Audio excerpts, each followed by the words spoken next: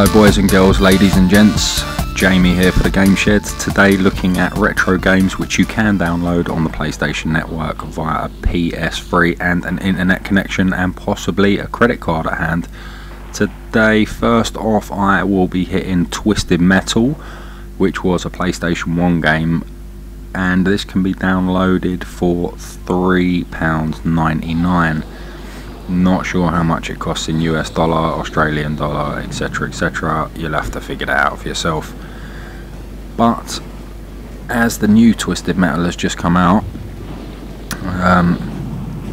you can get to grips with the original by just downloading this here game. It doesn't take up a lot of memory, about 150 odd meg, which will be nothing if you've got 120 gig hard drive in your PS3.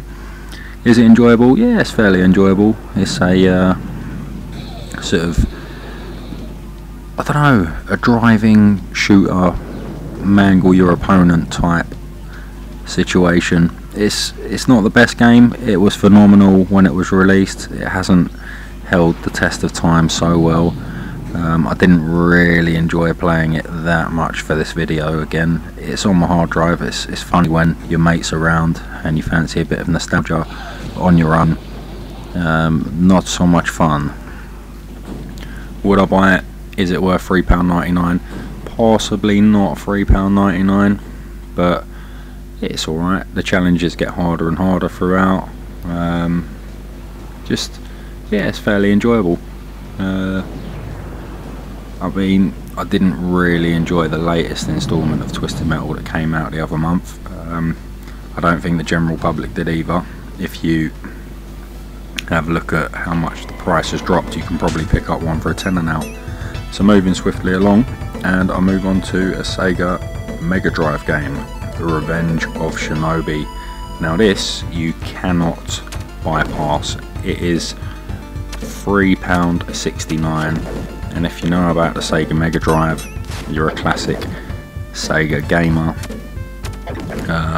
or perhaps you want to try an old school retro game but perhaps don't have a Sega Mega Drive. Maybe you want to get into retro gaming and you don't know where to start. This is a great representation of platform games of old.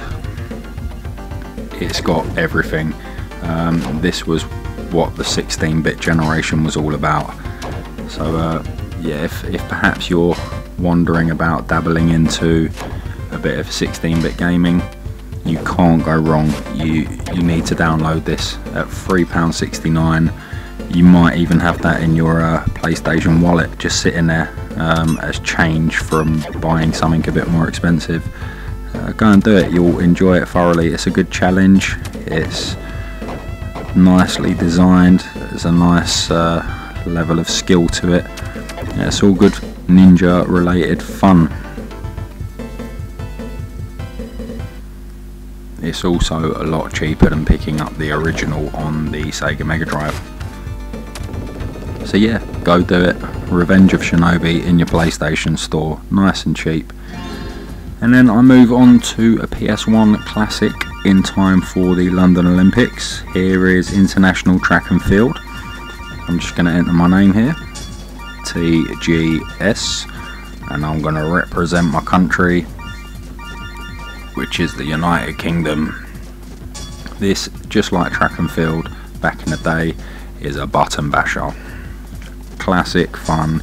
If you've got a few mates around and a couple drinks, you're going to want this game. It's very fun. It costs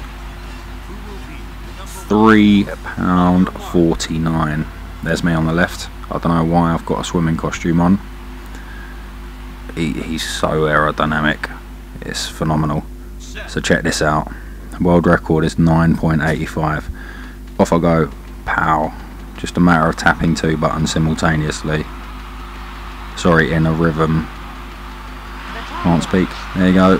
Set a new world record on my first go. Usain Bolt, eat your heart out, mate.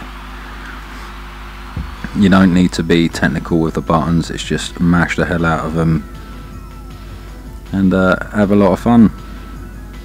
There you go, confirmation of a new world record. So So that game, £3.49.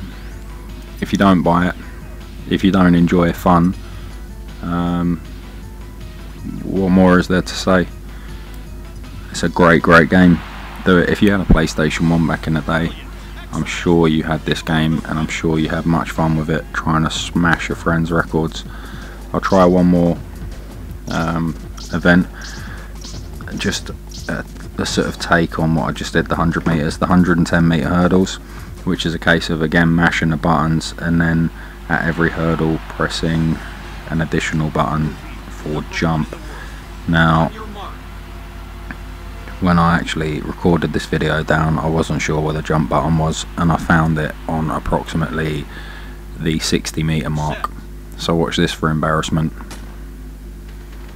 Here we go, nice early lead, runs into a hurdle, runs into a hurdle, runs into a hurdle. Hey, there's a jump, runs into a hurdle, jump, jump. Go on boy, you can do this. Runs into a hurdle, jump, and dips over the line. I found the dip button as well. Thoroughly enjoyable, not a new world record. I'm not even sure I qualified.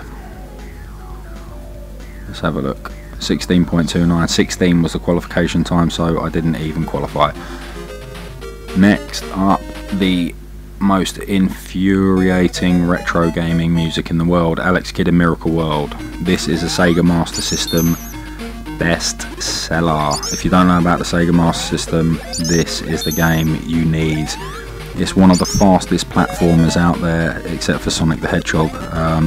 Speed is something the Sega platforms did very well back in the day. You got a number of different features in this platformer. You've got underwater levels, you've got helicopter levels, speedboat levels, motorbike levels, normal platforming levels. It's just a massive enjoyment. It was such a big hit that it was built into some of the later Sega Master Systems. This game will cost you £3.69 and is an utter pleasure to play.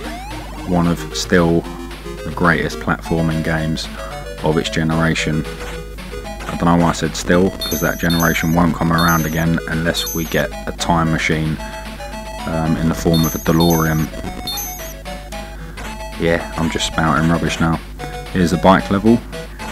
Very good fun if you just want to set yourself a speed challenge. At the end of every couple of levels there's a boss, and the boss is defeated by playing paper, scissors, stone, or whatever your local version of that game is. Here it's called something crazy like Janken or something, I can't remember. Each of the bosses you have to play has a different method to beat them by. And that wraps up my PlayStation Network retro gaming fix. So if you don't own the aforementioned systems, the PS1, Sega Master System, Sega Mega Drive, you can just download these here versions, see if you like them. If you do, download in the system. So if you've got any thoughts, drop us a tweet on the following address, @GameShed. Tell us what you reckon. Do you own the original systems? Do you like these emulated versions? Let us know. We have a huge website featuring loads of people's crazy retro gaming collections here at thegameshed.com. Go and check it out, it's good on there. So anyway, until the next video, my name's Jamie, and goodbye.